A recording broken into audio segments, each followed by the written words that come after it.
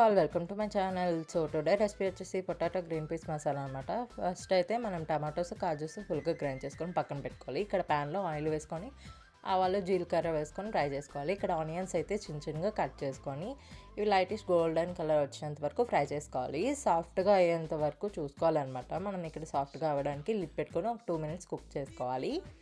చేసుకున్న తర్వాత మనం ఫస్ట్లో చూసిన పేస్ట్ అయితే ఇక్కడ వేసుకోవాలన్నమాట. మంచిగా ఒక 2 minutes పాటు లిడ్ పెట్టేసి కుక్ అవ్వాలి. ఈ కుక్ అయిన తర్వాత కొంచెం ఇక్కడ గరం మసాలా, ఉప్పు, కారం, పసుపు వేసుకొని మంచిగా కలుపుకొని ఇంకా 2 minutes లిడ్ పెట్టుకొని కుక్ అయిన తర్వాత ఇలా ఉంటుంది.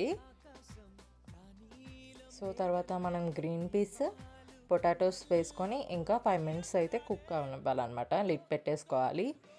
సో వీడియో అయితే ఇంతే అనమాట. నచ్చితే like, share and subscribe. Until then, bye bye.